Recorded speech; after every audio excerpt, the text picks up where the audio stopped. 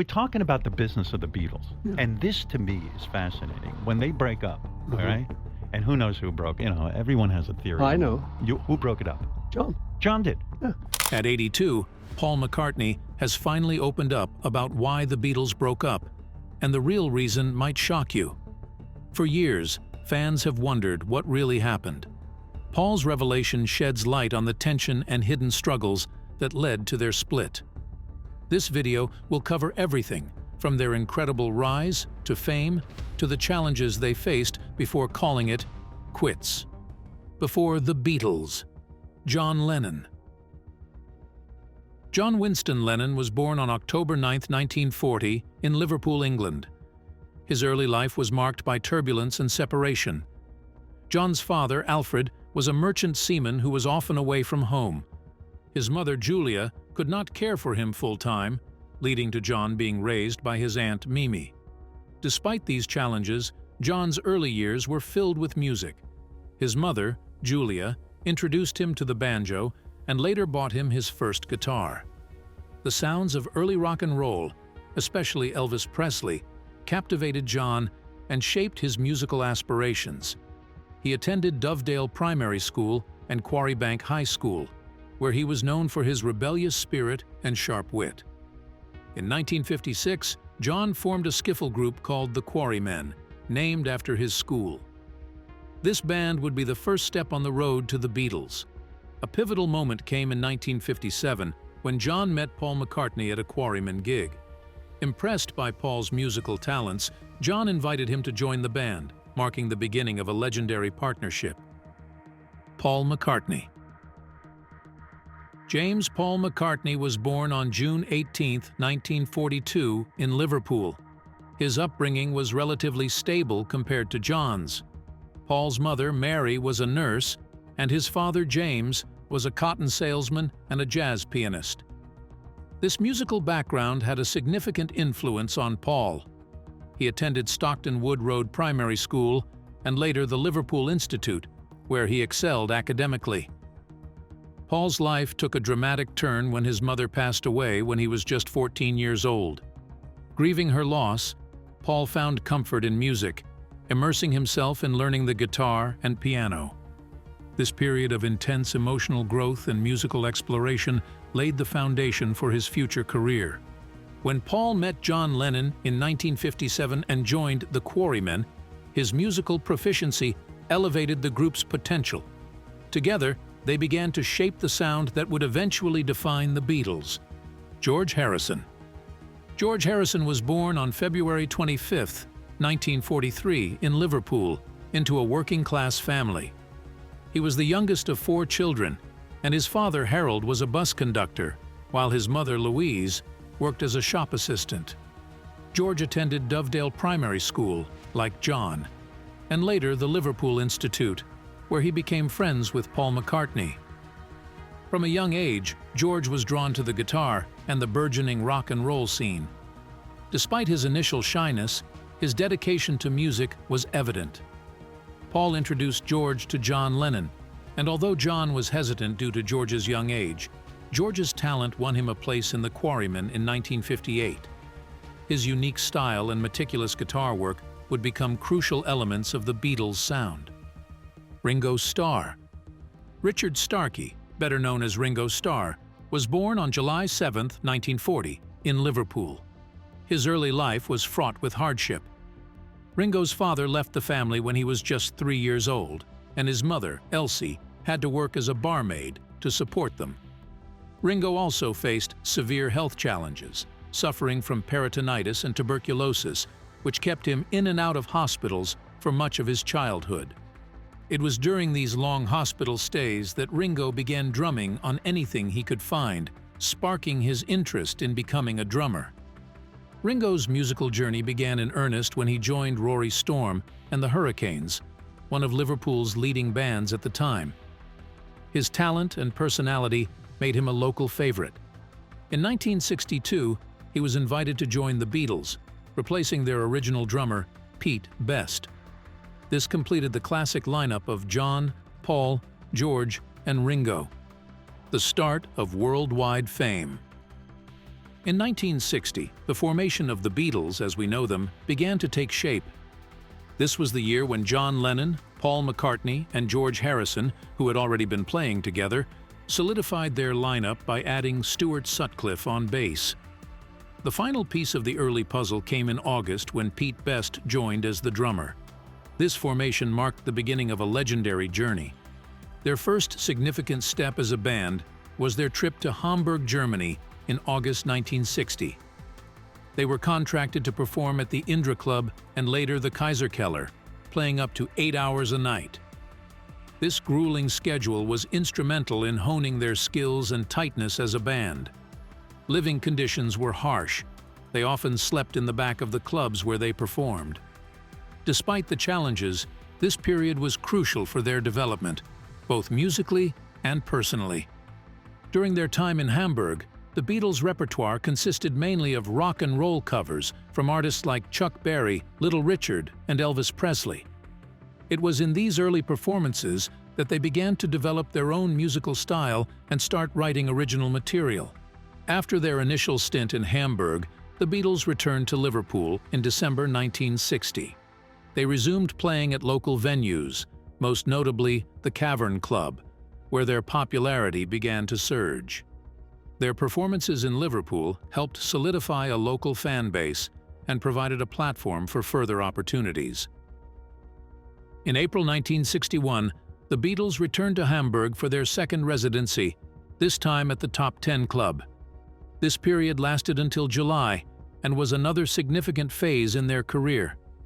It was during this time that they backed Tony Sheridan on several recordings, including My Bonnie. This recording caught the attention of Brian Epstein, a local record store owner, marking the beginning of a pivotal relationship in their career. As the Beatles continued to evolve, their lineup also saw significant changes. Stuart Sutcliffe decided to leave the band to pursue an art career and stay in Hamburg with his fiancée, Astrid Kircher. Paul McCartney then took over the bass duties, solidifying the core trio of Lennon, McCartney, and Harrison. Brian Epstein first encountered the Beatles in November 1961, after hearing about them from customers at his record store. Impressed by their performance at the Cavern Club, Epstein offered to become their manager. Under his guidance, the Beatles began to clean up their image, transitioning from their leather-jacketed look to wearing suits and ties, which improved their stage presence and broadened their appeal. In January 1962, Epstein officially became their manager and immediately set about finding them a record deal. Despite several rejections, including a famous one from Decca Records on January 1, 1962, Epstein's persistence eventually paid off. The Decca audition, where they were told guitar groups are on the way out, was a significant setback, but it didn't deter them. The Beatles made their third trip to Hamburg in April 1962, this time performing at the Star Club. During this visit, tragedy struck as Stuart Sutcliffe died of a brain hemorrhage. This loss was a heavy blow to the band, but they continued to push forward. Brian Epstein's relentless efforts eventually led him to George Martin, a producer at EMI's Parlophone label. Martin agreed to sign the Beatles in June 1962, marking the beginning of their recording career. Their first recording session at EMI's Abbey Road Studios took place on June 6, 1962. However, Martin was not impressed with Pete Best's drumming, leading to a significant lineup change. In August 1962, Ringo Starr, who had been playing with Rory Storm and the Hurricanes, replaced Pete Best as the Beatles' drummer. This change finalized the lineup that would go on to achieve global fame. Ringo's addition was a crucial moment, solidifying the chemistry and musical synergy of the band. The Beatles' first single, Love Me Do, was recorded on September 4th and 11th, 1962, and released on October 5th, 1962. The song reached number 17 on the UK charts, marking their entry into the music scene. Subsequent recording sessions in November produced their second single, Please Please Me, which George Martin famously predicted would be their first #1 hit. Throughout 1962, the Beatles continued to perform extensively across the UK, building a loyal fan base. Their stage presence, harmonies, and charisma set them apart from other bands of the time. As their reputation grew, so did their opportunities, setting the stage for their imminent breakthrough. The year 1963 marked a turning point in the Beatles' career, setting them on a path to becoming one of the most influential bands in music history. The release of their second single, Please Please Me, in January 1963 was a monumental moment. The song quickly climbed the UK charts, reaching the coveted #1 spot and giving the Beatles their first chart-topping hit. This success was a clear signal that the Beatles were on the brink of something extraordinary. Riding on the wave of Please Please Me, the Beatles didn't waste any time and recorded their debut album in a single grueling day on February 11, 1963. The album, also titled Please Please Me, was released in March and immediately captured the public's imagination. It soared to the top of the UK charts and maintained its #1 position for an impressive 30 weeks. The Beatles' fresh sound and energetic performances resonated with a wide audience, establishing them as a dominant force in the music scene. As 1963 progressed, the Beatles continued to release hit after hit. In April, they released the single From Me to You, which again topped the charts. By August, they released another chart-topping single, She Loves You, which would become one of their most iconic songs. The momentum didn't stop there. In November 1963, they released their second album, With the Beatles. The album's success further solidified their position as the leaders of a musical revolution. The term Beatlemania was coined during this period to describe the feverish fan frenzy that accompanied their every move. Their live performances were met with unprecedented levels of excitement and adulation from fans who would scream and cheer so loudly that it often drowned out the music. The Beatles made numerous television appearances, including a memorable performance on Val Parnell's Sunday Night at the London Palladium and the prestigious Royal Variety performance. These appearances not only boosted their fame, but also cemented their place in the hearts of millions. The Beatles' popularity wasn't confined to the UK for long. In February 1964, they took a monumental step by visiting the United States for the first time. Their arrival in America was nothing short of a cultural phenomenon. They made a historic appearance on The Ed Sullivan Show, where an estimated 73 million viewers tuned in to watch. This performance is often credited with igniting the British invasion, where British bands began to dominate the American music scene. The Beatles' impact on the US charts was unprecedented. In April 1964, they achieved a remarkable feat by holding the top 5 positions on the Billboard Hot 100 chart simultaneously. This record remains unbroken to this day, highlighting the extent of their influence and popularity. Their US debut albums, Introducing the Beatles and Meet the Beatles, both topped the charts, further proving their dominance in the music world. July 1964 saw the release of A Hard Day's Night, their third album, which also served as the soundtrack to their first feature film of the same name. Both the album and the film were commercial successes, showcasing the Beatles' versatility and their ability to captivate audiences not only through music, but also through film. Their charm and charisma on screen only added to their growing legend. The Beatles embarked on extensive tours during this period, playing to sold-out audiences across the UK, the US, and other parts of the world. These tours were marked by scenes of fan hysteria, with fans often mobbing them wherever they went. The global fan base they built during these tours was a testament to their universal appeal and the deep connection they had forged with people from different cultures and backgrounds. By 1965, the Beatles were not just pop stars, they were cultural icons. Their fifth album, Help, released in July 1965, showcased their evolving sound and maturity as songwriters. The album, which also served as the soundtrack to their second film of the same name, featured hit singles like Help and Ticket to Ride.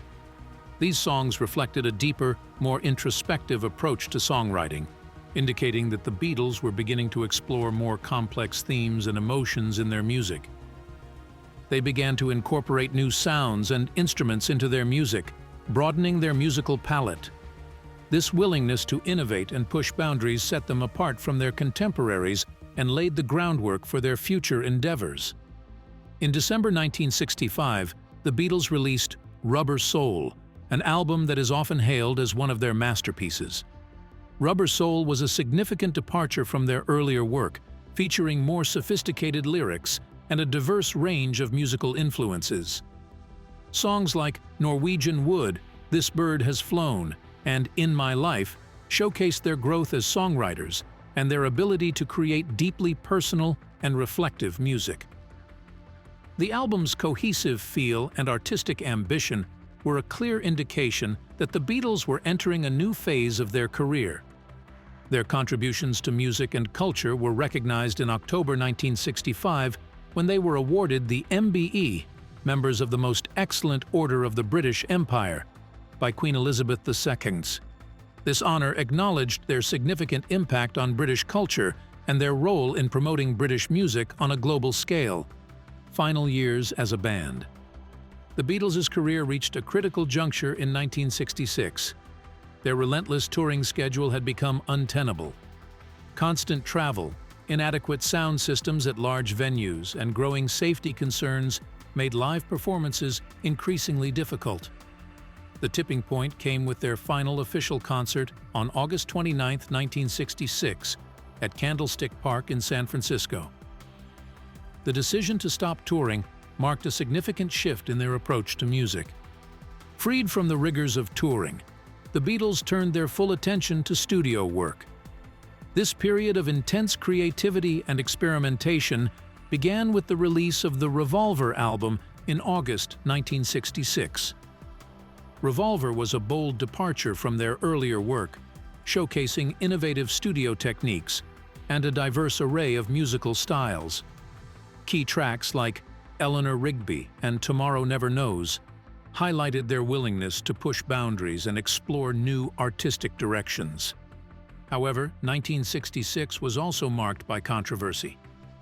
John Lennon's offhand remark that the Beatles were more popular than Jesus sparked a significant backlash, particularly in the United States. The comment led to protests and public record burnings, casting a shadow over the band's public image. Despite the controversies, the end of touring allowed the Beatles to redefine their musical identity. They began experimenting with new sounds and recording techniques, laying the groundwork for their next creative phase. 1967 was a year of unparalleled creativity and cultural impact for the Beatles. The release of Sgt. Pepper's Lonely Hearts Club Band in May marked a high point in their career. This groundbreaking album is widely regarded as one of the greatest in music history. It featured a blend of musical styles and innovative production techniques that set new standards in the music industry. Songs like Lucy in the Sky with Diamonds and A Day in the Life became instant classics. The Beatles' influence extended far beyond music. They became icons of the counterculture movement, shaping fashion, art, and social attitudes. Their style and messages resonated with the youth of the 1960s, making them more than just musicians. They were cultural leaders. However, 1967 also brought significant challenges. The death of their manager, Brian Epstein, on August 27, 1967, from a drug overdose, was a devastating blow. Epstein had been a stabilizing force, and his death created a leadership vacuum within the band. This loss marked a turning point, leading to uncertainties and changes in their dynamic. In December 1967, the Beatles ventured into film with Magical Mystery Tour, a TV film that received mixed reviews. Despite the lukewarm reception of the film, the accompanying album was successful, featuring tracks like I Am the Walrus and Strawberry Fields Forever. The Beatles continued to evolve in 1968, a year marked by divergence and experimentation. In February, they traveled to Rishikesh, India, to study transcendental meditation with Maharishi Mahesh Yogi. This journey had a profound influence on their music and resulted in a prolific period of songwriting.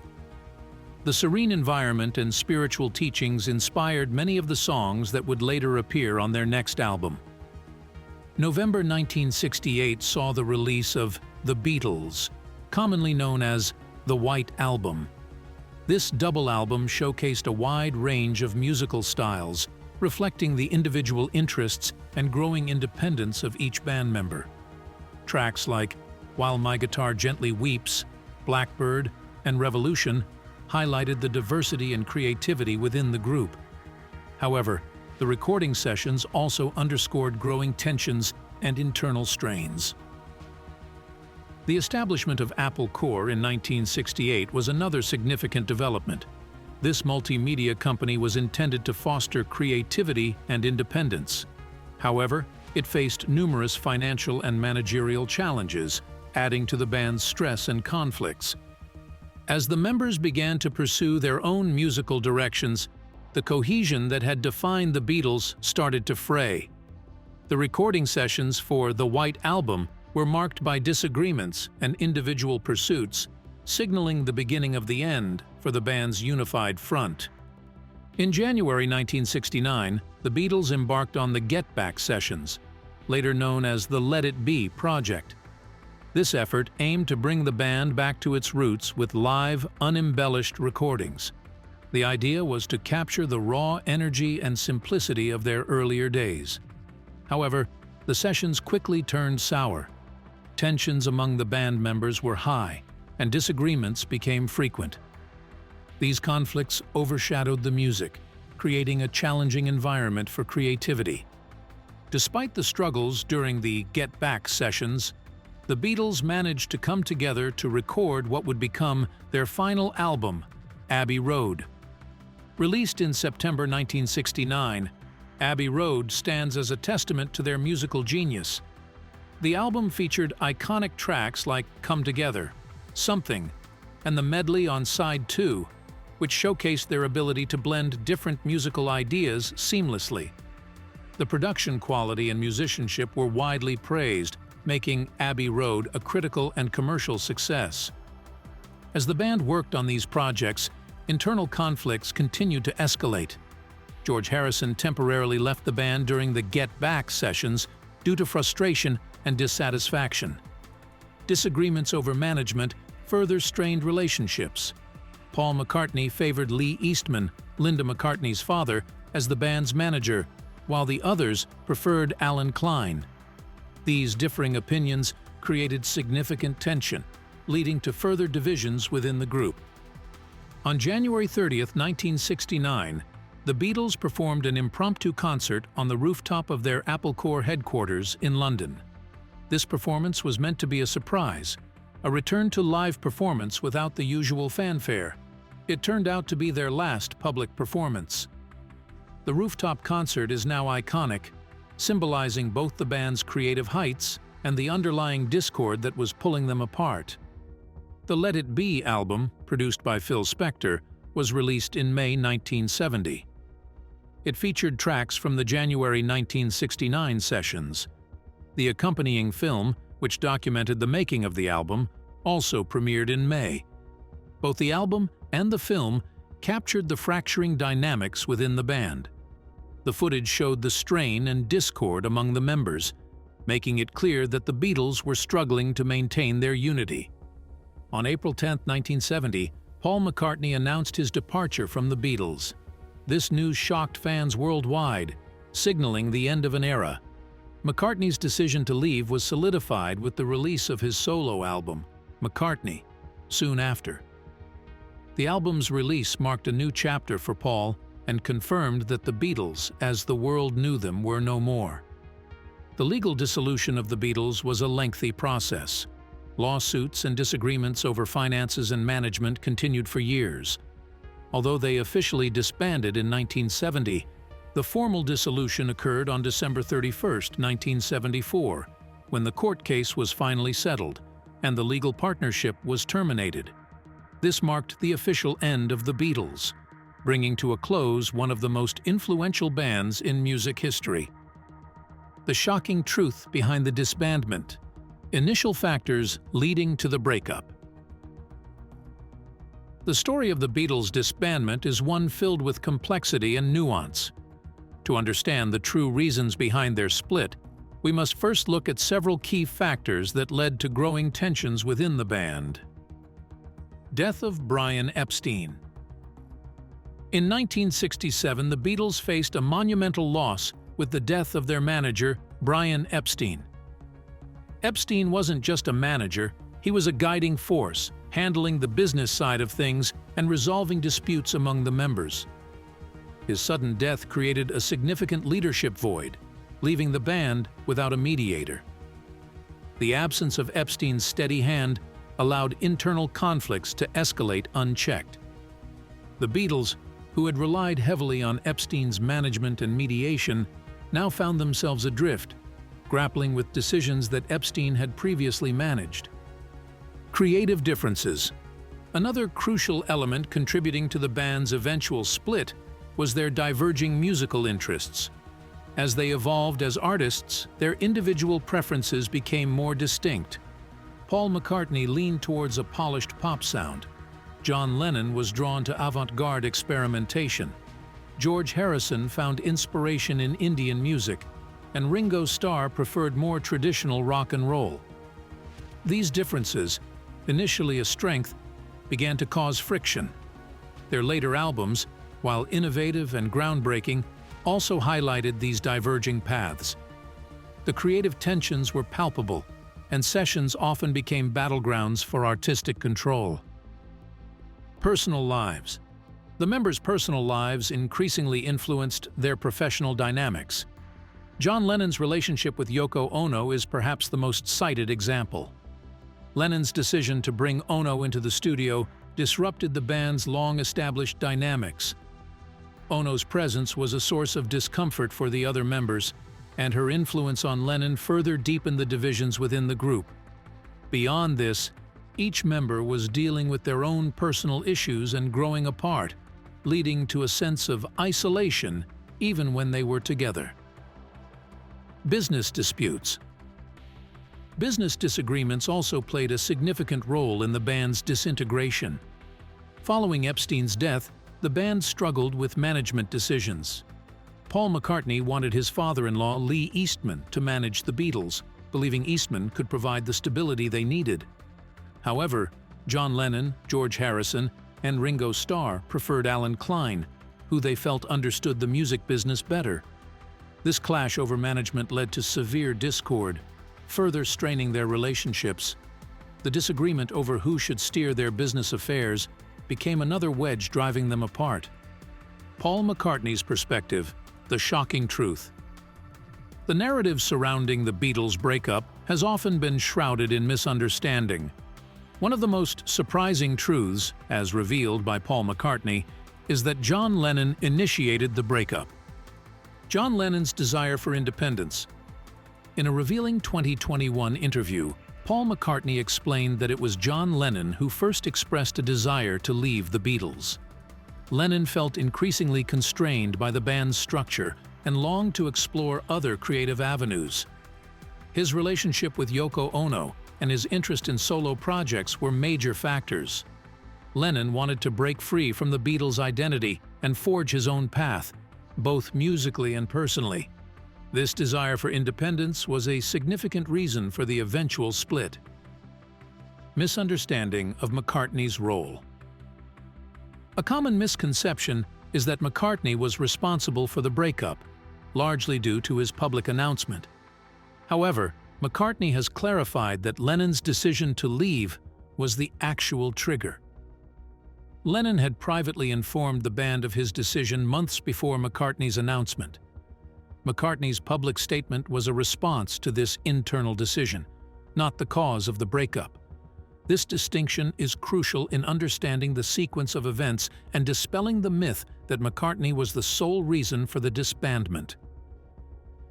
Paul McCartney's official announcement. The formal end of the Beatles came on April 10, 1970, when Paul McCartney publicly announced his departure.